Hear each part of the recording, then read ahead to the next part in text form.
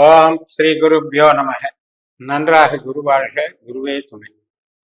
பரபிரம்ம ருத்ரகாயத்ரி ஞானஸ்தலத்து நண்பர்களுக்கு வணக்கங்களும் வாழ்த்துக்களும். இந்த பதிவு விருச்சிக லக்ன நண்பர்களுக்கு வார பலனாக மார்ச் 9ஆம் தேதி முதல் மார்ச் 15ஆம் தேதி வரை, அதாவது சனிக்கிழமை முதல் வெள்ளிக்கிழமை வரை உள்ள பலன்களுக்காக பதிவிடப்படுகிறது. 12 லக்னங்கள் அன்பர்களுக்கும் 12 பதிவுகள் வார வாரம் வெளிவிடுகிறது.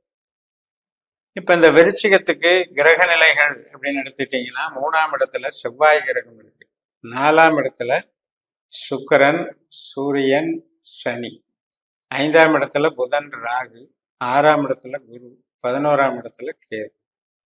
முதல் நாள் சனிக்கிழமை அன்னைக்கு காலையில 7:54 மேல சதய நட்சத்திரம் தொடங்குது. சதயம் என்பது கும்பராசியில ராகுனுடைய நட்சத்திரம். நம்ம லக்னத்துக்கு அர்த்தாஷ்டம சனி அந்த சதய நட்சத்திரத்துல தான் போயிட்டு இருக்காரு. இப்ப இந்த சனியோட சந்திரன் சேர்றதுனால என்ன ஆகும் அப்படின்னா, ஒர்க்லோடு அதிகமாக இருக்கும். நமக்கு ஏற்கனவே இருக்கக்கூடிய சுமைகளை பத்தி அடிக்கடி ஃபீல் பண்ணி புலம்புவோம் இல்லையா, அதனுடைய ஒரு காட்சிகள் தான் அது. பட்டு ராகுனுடைய நட்சத்திரம் அப்படிங்கும்போது, ராகு எங்க இருக்காருன்னு பார்த்தா, அவர் 5ஆம் வீட்டுல புதன் நட்சத்திரத்துல உட்காந்து, புதனும் 5ஆம் வீட்டுல இருக்காரு. அந்த ராகு என்ன பண்ணுவாரு, புதிய புதிய திட்டங்கள், கனவு காண வைக்கிறது, பெரிய பெரிய பிரம்மாண்டமான கற்பனைகளை எல்லாம் நம்ம மனதுக்கு கொண்டு அதை செய்யலாம் இதை செய்யலாம் டெவலப் பண்ணலாம்னு இது பண்ணுவார், தூண்டி விடுவார். இதெல்லாம் நம்மளுடைய எண்ண அலைகள் தான் பின்னால நம்மளுக்கு நிகழ்வுகளாக மாறுகிறது என்பது உண்மைதான். நமது ஜனன ஜாதகப்படி ராகுவோ சனியோ இந்த தொடர்புகள் எல்லாம் பாசிட்டிவா இருந்ததுன்னா, அந்த கனவுகள் கூட, அந்த பிரம்மாண்ட கனவுகள் கூட நனவுகளாகி மிகப்பெரிய வளர்ச்சியை தருவதும் உண்டு. ஒரு சில பேருக்கு ஏமாந்த கதையாக வீழ்ச்சியை தருவதும் உண்டு. இதெல்லாம் அவங்களுடைய ஜனன ஜாதகத்தில் எந்த கிரகம் பாவத்துவம் பெறுகிறது, சுபத்துவம் பெறுகிறது, எந்த கிரகத்தால் நமக்கு நஷ்டம் நேரும், எந்த கிரகத்தால் நமக்கு பண வரவு உண்டாகும் என்பதை பொறுத்து. அதனால இந்த 5ஆம் வீட்டுல ராகு இருக்கிறதுனால, 5ஆம் வீடு அப்படின்னா ஒரு உறவு சார்ந்த விஷயத்துக்கும் மனம் சார்ந்த விஷயத்துக்கும் உண்டான வீடு. கலைகள், குழந்தைகள் இப்படி எடுத்துக்கலாம். ஸோ இதெல்லாம் ஒரு நார்மலா போயிட்டு இருக்கக்கூடியது. ஆனா சனி 4ல இருக்கிறவரு ராகு நட்சத்திரத்தில் இருக்கிறதுனால அந்த ஒர்க்லோட்ல ஒரு ப்ரெஷரை கொடுக்குறாரு, அவ்வளவுதான். மார்ச் 10ஆம் தேதி ஞாயிற்றுக்கிழமை பூரட்டாதி நட்சத்திரம், கும்பராசியில சந்திரன் குருவோட நட்சத்திரத்துல பயணிக்கிறார். குரு நமக்கு 6ஆம் வீட்டுல இருக்காரு, சுக்கரனுடைய நட்சத்திரத்துல உட்காந்து. சுக்கரன் கும்பராசியில 4ஆம் வீட்டுல இருக்காரு. அப்ப இந்த வகையில பாத்தீங்கன்னா, வேலை சார்ந்த ஒரு மேன்மைகள் அப்படின்னு எடுத்துக்கலாம். நமக்குடைய வேலையில மதிப்பு, வளர்ச்சிகள், இப்போ ஒரு தொழில் பண்றீங்க, அதுல ஏற்படக்கூடிய லாபங்கள், அதுல மேலும் மேலும் உற்பத்தியை அதிகரித்தல், எக்ஸ்பென்ஷன் பண்ணுதல், இது மாதிரி எல்லாம் வளர்ச்சிகள் உண்டு. வேலையிலையும் நல்ல திருப்தி உண்டாகும். அடுத்த நாள் திங்கட்கிழமை மார்ச் 11ஆம் தேதி உத்திரட்டாதி நட்சத்திரம், மீனராசியில சந்திரன் போறாரு. நமக்கு 5ஆம் வீட்டுல சனியினுடைய நட்சத்திரம். சனி நமக்கு 4ஆம் வீட்டுல இருக்கிறதுனால இன்னைக்கும் அதே ஒர்க்லோடு ப்ராப்ளம் தான். அதே மாதிரி தாயாரினுடைய உடல்நலத்தில் கவனம் தேவை. தாயார் சார்ந்த மனசஞ்சலங்கள், இது இடம், பூமி, கட்டடம், வாகனம், இது சார்ந்த நிகழ்வுகள் சாதகமாக இருக்கும். ஓரளவுக்கு நமக்கு பொருளாதாரத்துக்கு சப்போர்ட் பண்ற ஒரு நட்சத்திரம் தான் இது திங்கட்கிழமை. மறுநாள் செவ்வாய்க்கிழமை மார்ச் 12ஆம் தேதி ரேவதி நட்சத்திரம், நைட்டு 8:29 வரைக்கும் ரேவதி நட்சத்திரம். ரேவதி என்பது புதனுடைய நட்சத்திரம். புதனும் 5ஆம் வீட்டுல தான் இருக்க.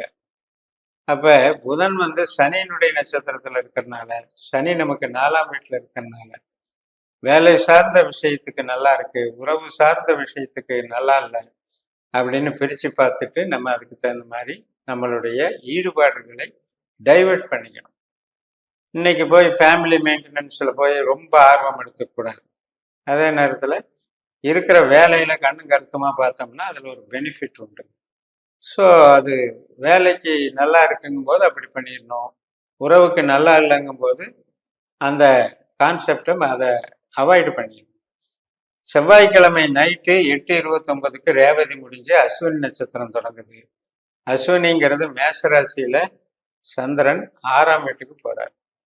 அப்ப கேதுனுடைய நட்சத்திரம் நம்ம லக்னத்துக்கு 6ஆம் வீட்டுல சந்திரன் கேதுனுடைய நட்சத்திரத்துல போகும்போது கேது 11ஆம் வீட்டுல கன்னி ராசியில சந்திரனுடைய நட்சத்திரத்திலே இருக்கார். இப்ப கேதுவும் சந்திரனும் நட்சத்திர பரிவர்த்தனை வாங்கிட்டாங்க. இன்னைக்கும் வேலை சிறப்பாக இருக்கும், வளர்ச்சிகள் நன்றாக இருக்கும், எதிர்பாராத நல்ல வரவுகள்லாம் கிடைக்கும். உங்களுடைய யுக்திகள், அதாவது புதுசு டெக்னிக்கு, ஒரு தந்திரம், அதை யூஸ் பண்ணி நீங்க ஒரு காரியத்தை சாதிக்கிறது அப்படிங்கிற நிகழ்வுகளுக்கெல்லாம் இன்னைக்கு சாதகமாக இருக்கும். இந்த புதன்கிழமை அன்னைக்கு மாலை 6:24 தான் அஸ்வினி நட்சத்திரம் முடிஞ்சு பரணி நட்சத்திரம் தொடங்குது. அதே பரணி நட்சத்திரத்துல தான் குரு பகவான் 6ஆம் வீட்டுல போயிட்டு இருக்காரு. குருவும் சந்திரனும் சேர்ந்து பலன் தர்றாங்க. சுக்கிரன் நமக்கு 4ஆம் வீட்டுல இருக்கிறதுனால ஹாஸ்பிட்டல் சம்பந்தப்பட்டது, அழகு சாதனங்கள், நவீன ரக அதாவது வண்டி வாகனங்கள் மற்றும் உதிரி பாக தொழிற்சாலைகள், இது சம்பந்தப்பட்டது, இது எல்லாத்துக்குமே சிறப்பாக இருக்கும்.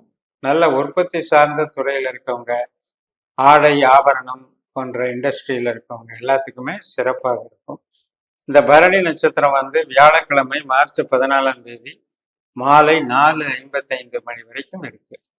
அதனால இதை பொருளாதார முன்னேற்றத்துக்கு பயன்படுத்தி கொள்ளலாம். மாலை 4:55 பிறகு கார்த்திகை நட்சத்திரம் தொடங்கி மறுநாள் மார்ச் 15ஆம் தேதி 2024 வெள்ளிக்கிழமை அது மாலை 4:08 கார்த்திகை நட்சத்திரம் நிறைவு பெறுகிறது. கார்த்திகை என்பது சூரியனுடைய நட்சத்திரம். அந்த நாள்ல தான் சூரியன் கும்பராசியிலிருந்து மீனராசிக்கு இடம்பெயர்கிறார். அப்ப 5ஆம் வீட்டுல சூரியன் குருவனுடைய நட்சத்திரத்துல செயல்படுறாரு. அதனால நமக்கு ஒரு ஈடுபாடு, நம்முடைய செயல் திட்டங்களை புதுசா டிசைன் பண்ணி புதுசா நம்ம இனிஷியேட் பண்றதுக்கு ஒரு நல்ல நேரம். ஆத்ம பலம் அதிகரிக்கும், வில் பவர் இன்க்ரீஸ் ஆகும். அதே போல வேலையினால நமக்கு சிறப்புகள் கிடைக்கும். அப்ப ஒரு வளர்ச்சிகள் என்பது நமக்கு பாவத்து தொடர்புலையும் கிரக நட்சத்திர தொடர்புலையும் தான் இருக்கு. இது நம்மளுடைய ஜனன ஜாதகத்துல நமக்கு கொடுப்பினை என்ற வகையில நம்ம பாஸ்கர அஸ்ட்ராலஜி சிஸ்டத்துல கணிச்சு பார்த்து 12 பாவத்துக்கும் உபநட்சத்திரங்களை தெரிஞ்சுக்கணும். தெரிஞ்சுக்கிட்டு இன்னும் துல்லியமாக நம்ம பார்த்தோம்னா கேட்ட கேள்விக்கு சரியான விடை கிடைக்கும். ஏன்னா நம்ம ஒரு கிரகம் இருக்கு அப்படின்னு எடுக்கிறத விட, நட்சத்திரத்துல போகுது அப்படின்னு எடுக்கிறத விட, அந்த நட்சத்திரத்துல ரொம்ப மைன்யூட்டா எந்த உபநட்சத்திரத்துல இருக்குன்னு பிரிச்சு பார்த்து துல்லியமாக கண்டுபிடித்து ஒரு குறிப்பிட்ட 1 நிமிஷம் 2 நிமிஷம் இடைவெளியில எடுக்கிற 2 பேருக்கும் கூட வித்தியாசமான பலன்களை நாம் இதில் சொல்ல முடியும் என்று கூறி நிறைவு செய்கிறேன். இந்த சேனலை சப்ஸ்கிரைப் பண்ணி ஷேர் பண்ணுங்க. உங்க தனிப்பட்ட ஜாதக பலாபலன்களை என்னுடைய வாட்ஸ்அப் நம்பர்ல தொடர்பு கொண்டு பலன் பெறுங்கள். உங்களிடமிருந்து விடைபெறுகிறேன். உங்கள் JMS. நன்றி, வணக்கம்.